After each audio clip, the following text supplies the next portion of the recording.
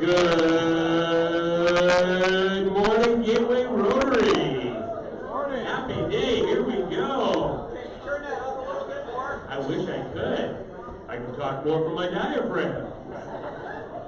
Welcome everybody to Gateway Rotary meeting. We got a full house here and an exciting program. Let's start off right away with the Pledge of Allegiance. David Dusek, can you please lead us in the pledge? Fellow Rotarians, please join me in the Pledge of Allegiance. I pledge allegiance to the flag of the United States of America and to the republic for which it stands, one nation under God, indivisible, with liberty and justice for all. And Janet, can you lead us in the four-way test? Fellow Rotarians and guests, please join me in the four-way test of the things we think, say, or do. First, is it the truth? Second, Is it fair to all concerned? third, Will it build goodwill and better friendships? fourth, Will it be beneficial to all concerned? and fifth. Is it not?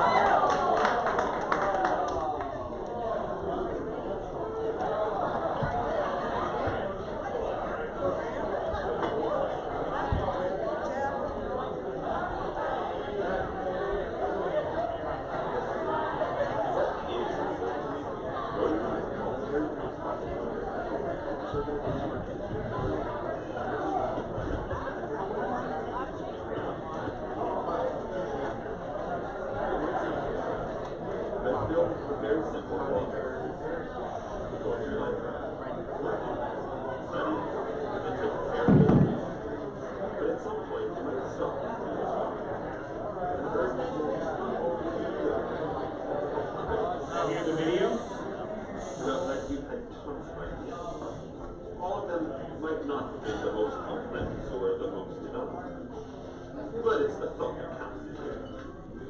When an idea is introduced into the Rotarian, and we exchange thoughts, knowledge, and experience, ideas grow along with ourselves and are brought into reality. That's Rotary. We know that simple thoughts become the beginning of something huge and life-changing for millions of people around the world.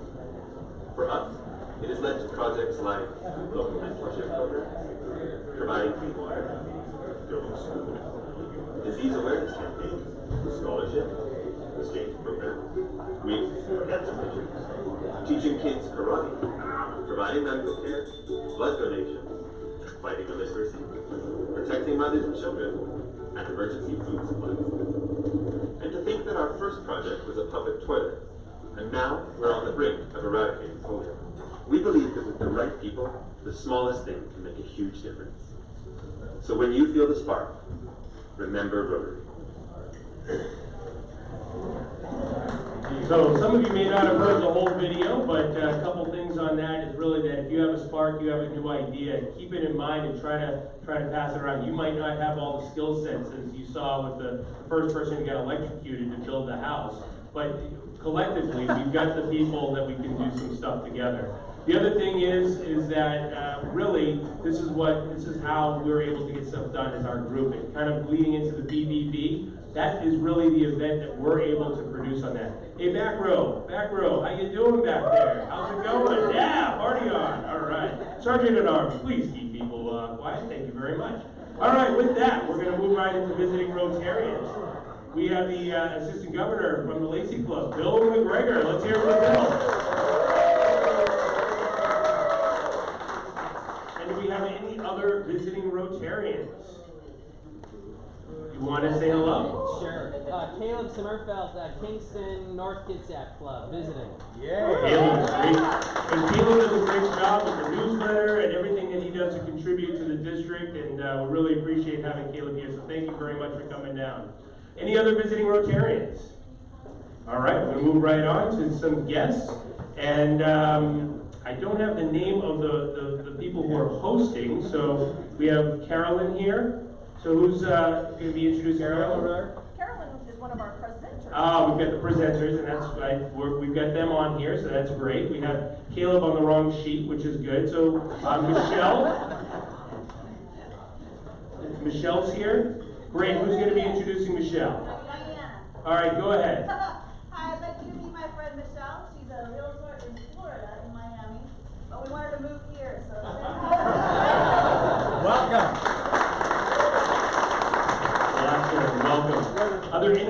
guests here today. Yes, go ahead, Mike. With me, Stephen Ross, guest for the last time. He'll be inducted today. That's right. And we're going to be going over that. We've got 2 folks that are going to be inducted. We're really looking forward to that process, so thank you. All right, next let's move on to Think Rotary. And again, this is a great opportunity for us to share some different ideas what some folks are doing. So let's start off right away in the back with Mike Jones. Thank you, President Len. So, the Workers Education Foundation went through a process about a year ago with every financial institution in the county, and we have a lot of great financial institutions found out. Oh, yeah. We decided that Twin Star, and Corinne's group was the best one, and we went with Twin Star. I always say thanks to Twin Star, so thank you, Corinne. Thank you, Twin Star. How about some others out there? I got one. Great, go ahead. So I have a 63 T-Bird that has been kind of problematic lately, and it's got an electrical issue that can't get resolved, and Brian Christensen is dynamo with both cars. So I had him contact the guy who's working on it, and I think they're working out the gremlins. Nice. Dynamo. Fantastic. Good shout out there. Yeah, fun. We have one more out there.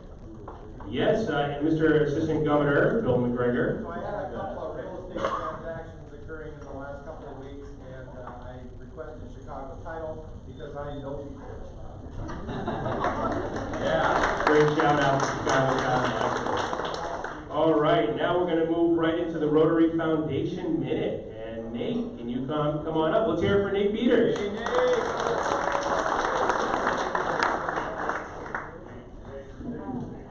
So today, to talk about the Rotary Foundation, we're going to talk about every Rotarian every year.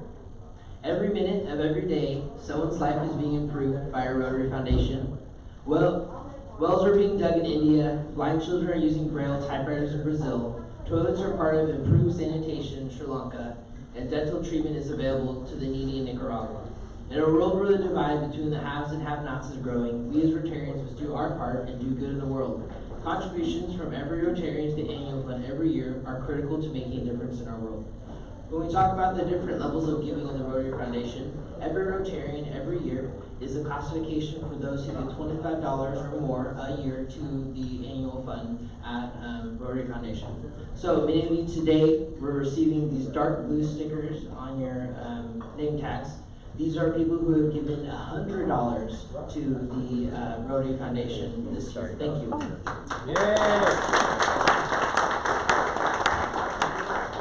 Those that got this today are those who paid the additional gift on your dues invoice that was given out a couple months ago. I have not gotten to everyone. I have a super long list, so thank you.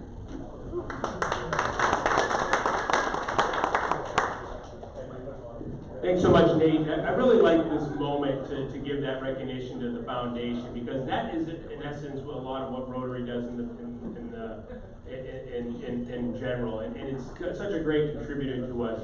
So I just really wanted to share that, and I want to continue that Rotary Foundation minute. So did you add a question? No, I just had to add, make sure you let everyone know that half of that money that we give to International comes back 3 years later to our district to be used as grants and other purposes. There we go, absolutely. So it's a great thing that we just heard about. So anyway, I want to move on to the next part of the agenda, and this is an exciting one for me. It's always great to see new folks that are joining. So I want to call up the membership chair. Shannon, can you come on up and let's do some inductions.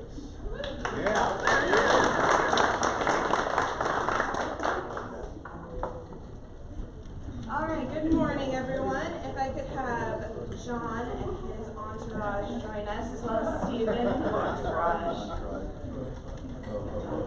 Welcome to my entourage. So it seemed like last week you guys liked learning the faces of the new people, so to avoid public speaking as much as possible, I'm going to turn it over to our new members. First, I'd like to introduce John Tuner. Hey, John Tuner. Morning, everybody. I'm glad to be joining. I've been visiting here on a fairly regular basis. I love the culture of this club, the energy. You come in here, it just lifts you up, so I'm really glad to be introduced. Shannon had sent me an email that said 10 facts about you. I said, that's way too many to keep people's attention for very long. Right. 3. So I'm not gonna do the 10 facts, but I will tell you that I am by day the county prosecutor, and I've been with the county this year. I crossed my 31-year line with Thurston County government, and I've got at least 3 more left in me. I know that. So, thank you so much for the warm welcome. I'm really, really excited to be a part of this.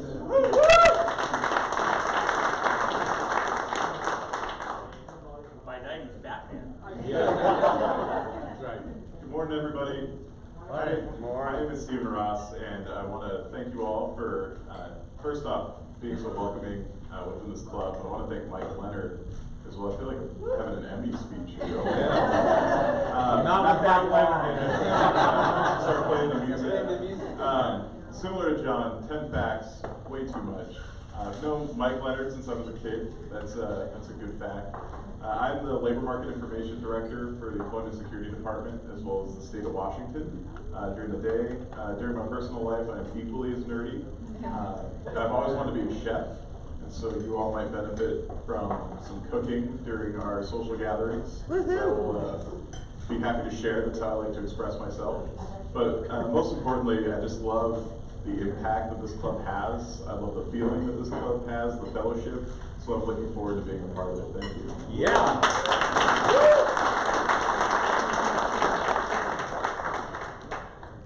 So fellow Rotarians, if you would join me in welcoming our 2 new members to the club.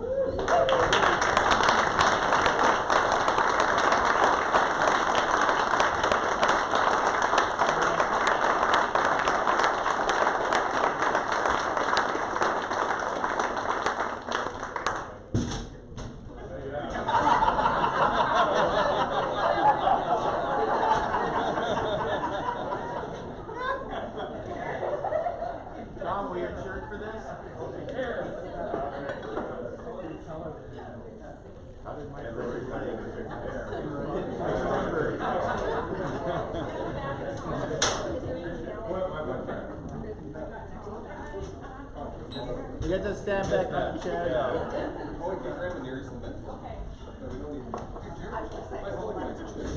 And just to share with everybody some of the steps here is we've got the mentor program plugged in.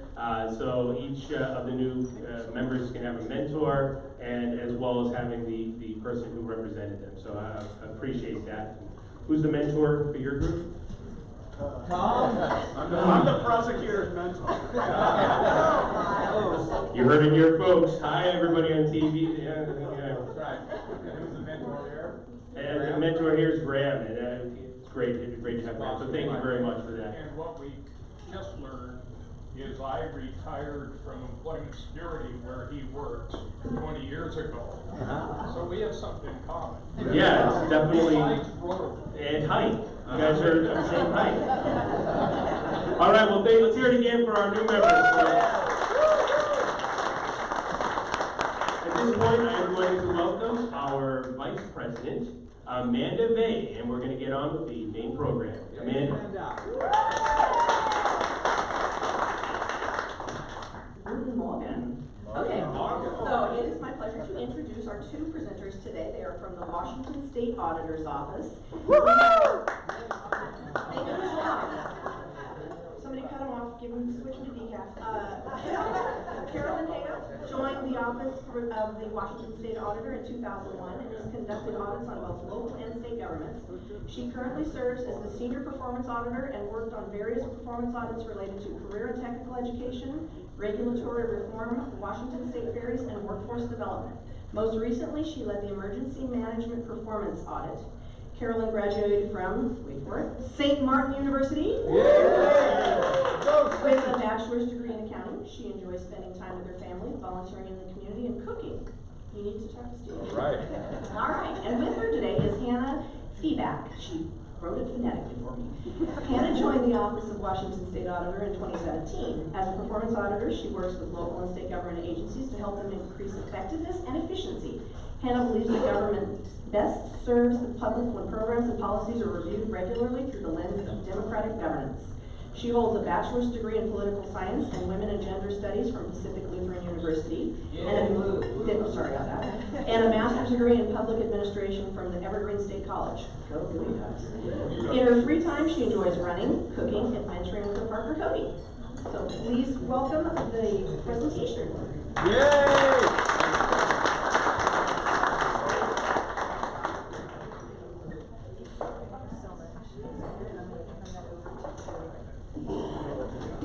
We're going to figure out what's going to work well. Just get right on that.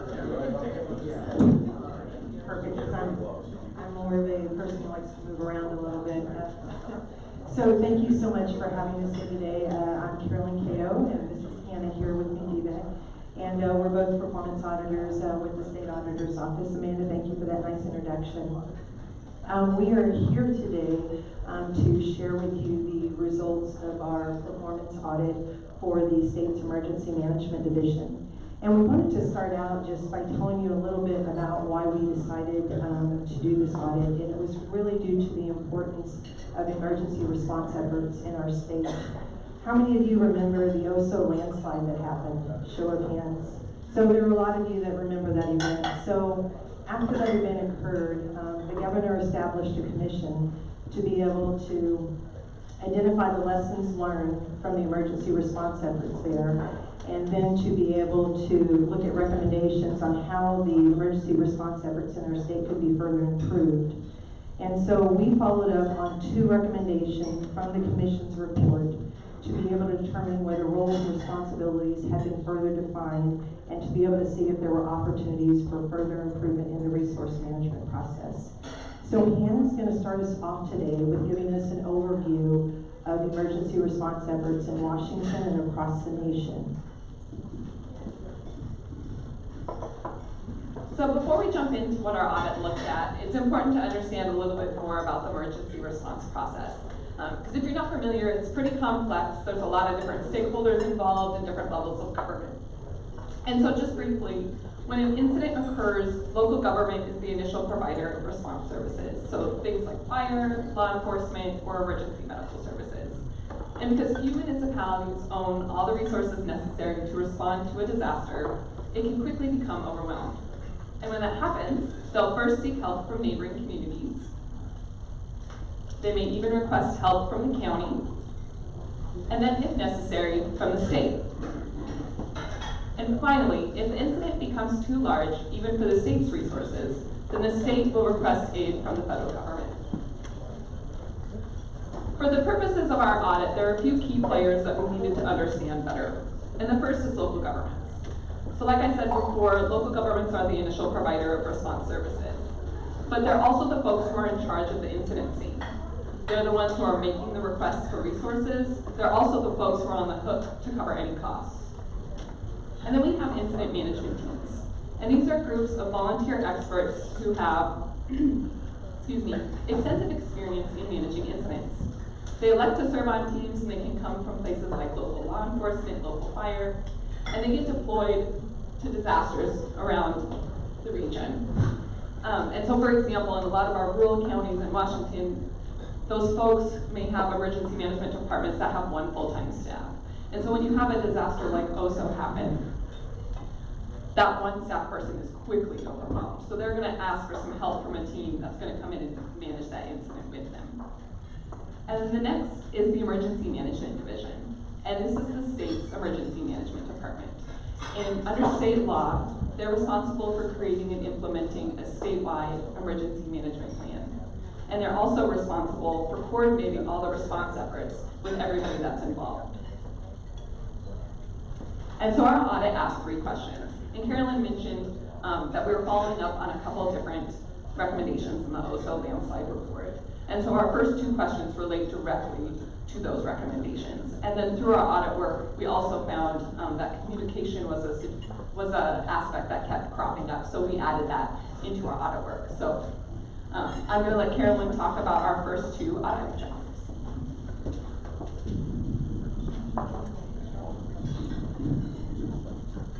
Okay, so the first area that we followed up on related to roles and responsibilities between the initial incident management team that arrived on site and county emergency management personnel. And so there were challenges when they arrived on site with understanding their role. So in order to address this, the commission made a recommendation that the state, county, and incident management teams work together to establish clear guidelines so that they can have clear expectations before an incident occurs. So in our review of this area, we followed up and we found that no further guidance had been published. And so when we found that out, one of the natural questions was, okay, it hasn't been published, so what do we do at this point? How do we address this area of concern? So we followed up with 6 local incident management teams. We followed up with representatives from there to find out what can be done to address this area. We talked to them, and through our discussions, we really found that education with local partners was key. And so we talked to them about it, and they really suggested doing regional training sessions to help educate local partners. So another aspect of that when we were speaking with them is they also saw a role for EMD to play in this as well. And so they really saw a role for them with helping coordinate the training sessions, as well as to be able to send a representative to the training sessions to be able to talk about the state's role in their operations. So during the course of the audit, we also held focus group discussions. And during those focus group discussions with local emergency managers, we learned that there were challenges with the EMD liaison that is sent out to the incident scene to be able to help and assist. And so we followed up with EMD to find out about that particular area, and they shared with us that there was no published guidance for local partners on the role of the EMD liaison. And so we also learned from EMD that when these representatives come out, many times they step into different roles. And so this was causing confusion, and we also heard this from the local emergency managers. Because what's happening when you have a crisis going on, right, you're trying to respond, you're in the middle of that, and so people are naturally just trying to help wherever's needed. And so to be able to help provide further clarity in this area, we recommended that they provide published guidance as well as training to their local partners to help clarify the role of the EMD liaison. The next area that we looked at was the resource management process. And in looking at this, this is really key. When you have an incident happening, such as the Oso landslide, there were a lot of resources that were needed during that incident. A huge number. And in that instance, there were just many challenges because they had so many resources that they needed to get on site to be able to help with everything. And so the commission recommended to be able to address this area that a standardized process be established for requesting, tracking, and mobilizing resources. And so we followed up, and when we were looking at this particular area, we found that standardization is really key.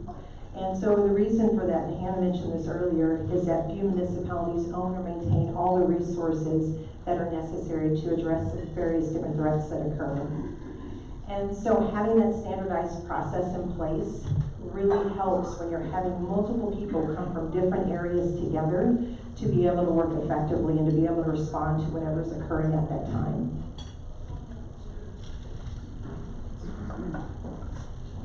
So after the Oso landslide, EMD standardized the resource request form and process. And this was really key so that you could have this across the state, everybody using that same process. And right now they have 4 different ways that local authorities can request assistance from the state. The first being through the radio, the next being through the telephone, through email, and then through WebEOC, which is the state's preferred method.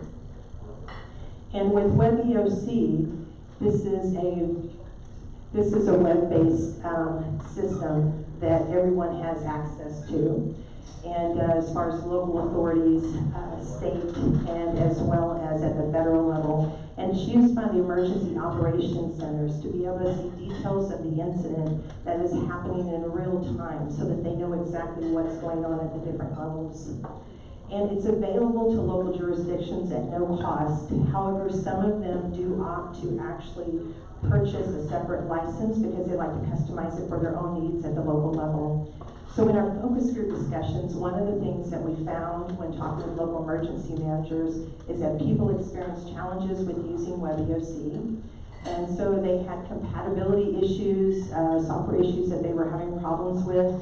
And as far as viewing and sharing information with the state's Emergency Operations Center. And then they also, when we talked to them, we found out that they use it so infrequently that they had problems when they did need to use it because they just weren't familiar with it. So that was another area of concern that had come up.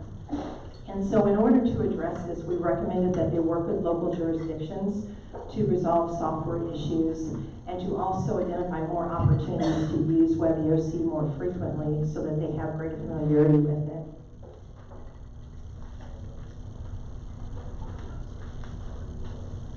So in a review of the resource request process, we also found that there was no mechanism in place to identify incident management team and emergency center operations personnel and their qualifications. And the reason that this is important is because right now what happens, if, as Hannah explained earlier with local jurisdictions, when all of their resources are exhausted and they need to contact the state, they reach out to the state, and the state has to send an email statewide to all local emergency managers requesting assistance, explaining what the need is, and then they have to wait for a response to see who has the resources that are able to assist them. So once they wait, somebody responds back, they determine who can be deployed, who has the resources that they need. Once people are deployed from one jurisdiction to another jurisdiction, what happens then is that you have people coming on site where you don't necessarily know their qualifications as well. So right now for jurisdictions, if I have, let's say I'm in Thurston County and I need help, somebody comes from another county across the state over here to help them. Right now, there is no system in place where I can go look to see what information is available for them. So they have to reach back to the jurisdiction where they came from to determine whether they're qualified or not for certain things.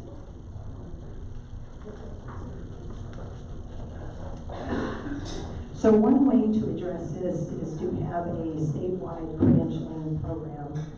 And so right now, there are very few counties in the state, local jurisdictions that have the ability to establish a credentialing program.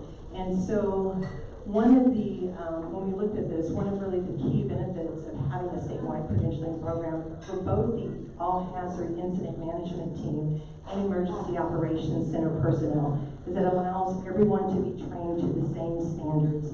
And that's really important because when you have people trained to the same standards and you have people coming to different areas to help each other, people know what to expect and they know what to do next. And it gives people confidence in what needs to happen. When people come on board, you know that they have the training that they need. You can put them in a particular position and they'll be able to do what's needed in that area. So the next area that we are going to talk about is Hannah's going to talk about the communication.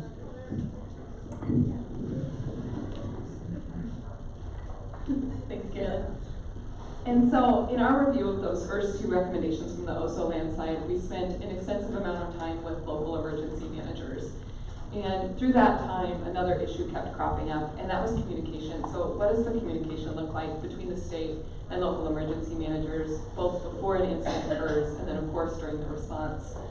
And we found that locals said that they were having some challenges. And although the state did provide us with some ways that they do outreach and do engage with local emergency managers, our locals really felt that that could be improved.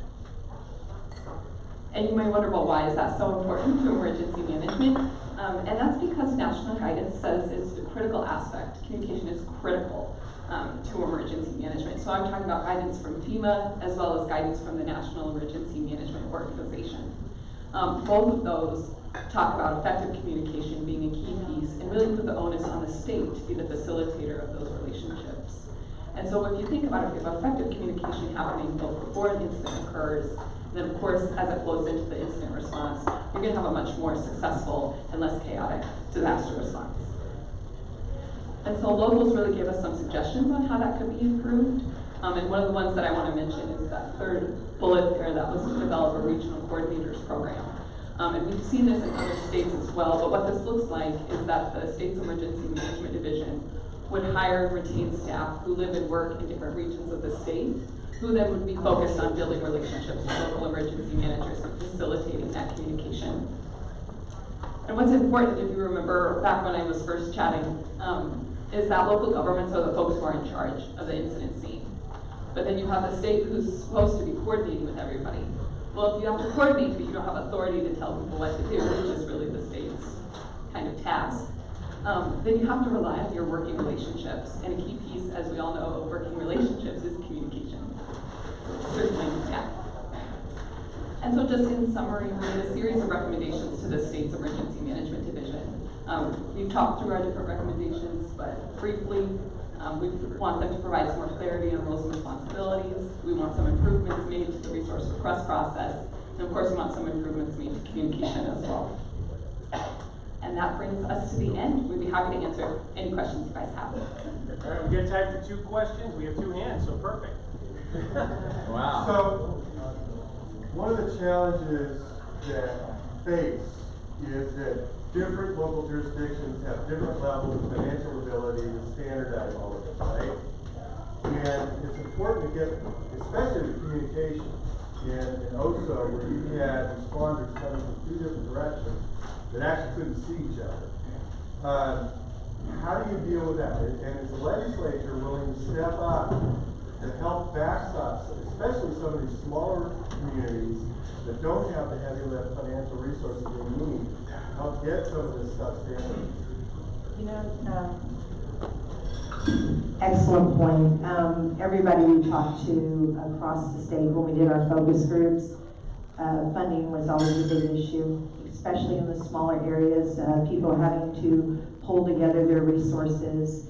And I don't know, answer your question as far as the legislature, I don't know what they're going to do as far as this particular area, but we have in our report made these recommendations for the areas that we see that need improvement. We know that EMD is going to be going forward to request more funding in certain areas to try to help with this.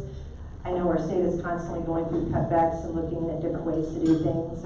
We've had a lot of, with just schools and everything else. I know they've been trying to do all the funding for that. But definitely completely understand your point about the funding. And what we found when we went out and talked to the local emergency managers, especially in the rural areas, I mean, these people really pulled together and they really are connected with each other to work with each other. And it was really essential.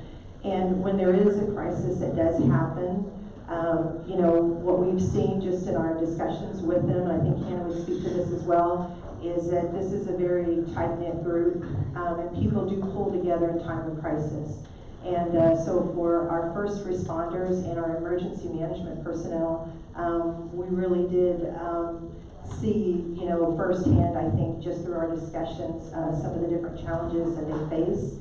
And to your point, exactly, funding is one of them. So I know they're constantly working on trying to get that to make further improvements. And I know we have one more question quickly. Yes?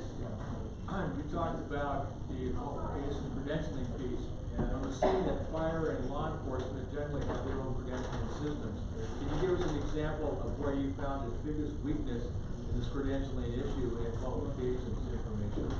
You are absolutely correct on that. And with what we looked at with emergency management, it was with emergency operations center personnel. So these are personnel who are, I want to call them kind of, we don't always see them out at the forefront and everything, right? But these are people that are behind the scene, making the plans, figuring out the next steps of what need to happen, what, you know, they have this at the local level and at the state level. So these are people who put a lot of work into, as we were talking about the resource request process, figuring out what do we need to do next, what are the next steps in the process, and there are key positions within the emergency operations centers, and so that need to be filled for when an incident occurs. And depending on the magnitude of the incident, that can really affect how many people we need to have. Also required a significant number of people to help run that operation. And And so this is one of the reasons we made the recommendation for Emergency Operations Center personnel. And the incident management teams, so the ones that we mentioned here in our report, are related to all hazard incident management teams, because there are fire incident management teams as well. So thank you for bringing that point up. All right, let's hear it for our presenter.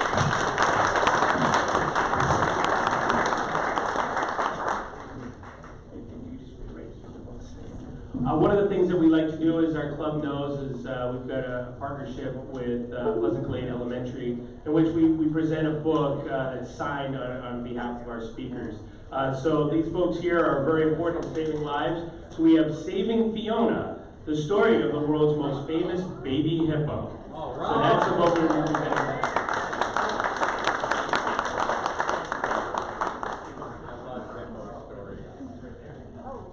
They're big. They're really big stories, yeah. Real weighty, real ponderous. You know, they say more deep I know. All right, let's hear it once again for our presentation. And now we're going to move right into our classification. So we've got Shannon Glenn. So let's hear it for Shannon. Birthday girl.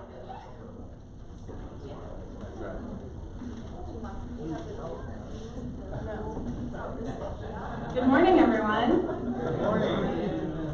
How do you pronounce that?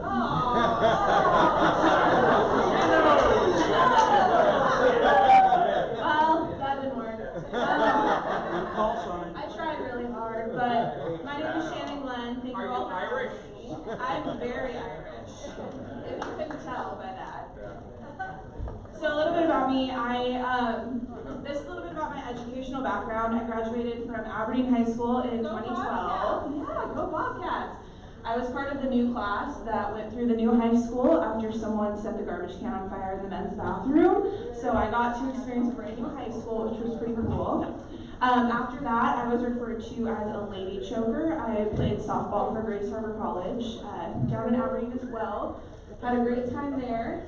I then transferred to the University of Nevada, Las Vegas, where I got my bachelor's in criminal justice, so clearly I'm not using those credentials, but I definitely learned a lot about how to treat people, so it was really, really important for me to keep going with that skill set. Then after that, I just recently in May finished my master's degree in organizational leadership from Colorado State University. So I'm trying to learn how to read for fun again. I haven't read a full page of anything without looking for highlights in a really long time. So that's my project coming up. A little bit about me. I don't like to make PowerPoints, so I just put pictures up. My first interaction with Rotary actually is that middle picture up at the top. When I was in high school, I received what they called a silver and gold award. So they picked seniors from the two rival high schools, Hoquiam and Aberdeen, and it was a community service award. So my first interaction with Rotary was back in high school, so the ROI on that program is fantastic if anyone's interested in knowing.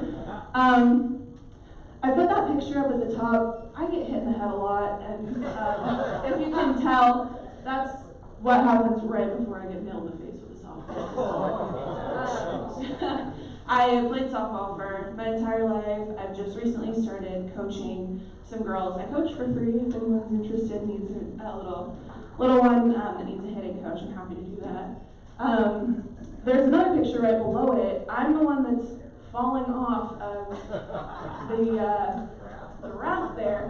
So that's just, both of those pictures really kind of encompass who I am, what I stand for. I did receive an award at Grace Harbor College for the Academic Athlete Achievement Award when I was going to school at Grace Harbor and working full-time and playing softball, so it was a lot of fun. I've just played softball for a long time. That's basically what that says there. And that's pretty much, when I was looking through pictures of me as a child, they all involved a bruise to the face or some type of dirt in them, so I guess that makes up a lot of who I am. As far as my working career, I haven't been working that long, mainly because I graduated from college in 2016, so I wasn't going to say this, but today is my 25th birthday. I am not the youngest member of the club according to Club Runner because Karen Chang-Bar is listed as 2 years old. So I am not the youngest member of Gateway Rotary because of that. And I know that because I'm the official chair. So as sort of work, I currently work at South Puget Sound Community College. Before that, I was an admissions counselor with Central Washington University. I recruited on this side of the state, Southern California, Oregon, Idaho. And that was so much fun to work with the students. There's a picture, this bottom picture is my Southern California crew of kids. And I got to know my students really well because I know that there's not a lot of advocates in admissions anyway that aren't just trying to push people through a door. I was trying to help students find what they were excited about and find the right fit because college is a huge investment. Working in higher education, and very well know that, but I didn't want to sell someone a product that they weren't comfortable purchasing, and education is definitely an important product. In the top middle, I worked for Amazon a little bit when I was at school at UNLV. I worked as an event coordinator for the student union at UNLV. I got to attend the Democratic debate, the very last one before the election last year that was hosted in Nevada. I was a senator for urban affairs at college, so I just kind of do a lot of things for not a lot of money. Welcome to Rotary. Other than that, my new baby, my new project is the Alumni Association at SPSCC. I'm a product of a community college. I can talk to anyone forever about how transformative that experience was for me to go to Grace Harbor College. And that's why I believe in my own program, which is important. But if there are any alumni from SPSCC, I want to bring them in, remind them of their time, and give them a true college experience, because something that makes my skin crawl is when I hear someone say community college isn't a real college, because that's absolutely not true. Oops, that was a laser pointer. Just some other things I get to do for work. So I love to volunteer in the community, and my job lets me do that. I got to participate in Women Build this year. I work really closely with Relay for Life of Thurston County, which is an amazing thing. And I do have to say, Lacey Rotary is putting us to shame with that particular engagement. So I'd love to see us be more engaged there. I knew I was in. I knew that was coming. But other than that, I do different types of fundraising things, but just know that I'm not going to ask you guys for money, because I really appreciate you letting me join your club and hang out with you all and get to know you all. So that's me.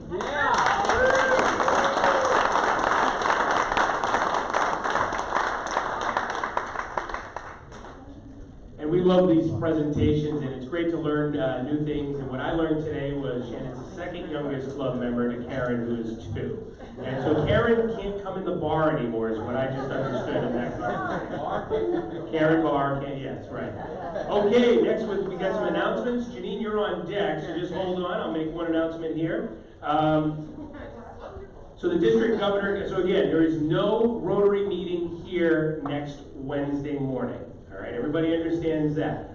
Instead of that, we're having the district governor meeting. It's a joint meeting of the regional Rotary clubs put on by our assistant governor, Bill McGregor. And that's going to be on Thursday, August 15th. The event will start serving lunch at 11:45, go to roughly 12:30. Meal cost is $15 for a full meal, $10 for soup and salad, and $3 for just showing up. If you have not RSVP'd, the deadline is at the end of this meeting. So at the end of this meeting, you're going to see John. John's waving his hands back there. If you haven't gone, and John, how many people have signed up again? 24. Only 24. Lacey Club's beating us on this. Lacey Club's beating us on that. Is Lacey Club going to beat us on this as well? They don't have anywhere else to be. Yeah, they don't have anywhere else to be. So again, it's at St. Martin's. It's next Thursday, the 15th. And it's a great event to get to hear directly from Mo, who's a fantastic lady, and she'll be talking about what's going on in the district. So I just want to make sure we take care of that announcement. Now, about the BBB, we have our president-elect, Janine Azell. Let's hear it for Janine. Exactly 1 month from today. I know, it's exciting! It's the BBB! Are you you guys ready? To drink some beer? To listen to some bands? They changed it to a Wednesday? No. Now it's that kind of month. Oh, The the real 7th of September. It's going to be amazing. You guys ready? Yeah, we're ready. We have double the beer stations. That's gonna be fantastic. We've got like double the bands. It's gonna be crazy. Are you ready? Are you ready? Okay, so sell your tickets. Sign up online. Sign up online for your shift. We've got obviously double like everything. So we need people. We need bodies. We need you to come out and volunteer for your shift or 2 or 3. Remember, it's not just day of, it's day before and day after because we got set up and tear down too. So we're ready for you to come out, volunteer, and be there that day and make sure your tickets are sold. So, yay! Yay! BBB, awesome time. So, and there's a BBB committee meeting immediately following this meeting that will be in the back table. Thank you. All right, with that said, let's put your hands together for our Sergeant at Arms, Madeline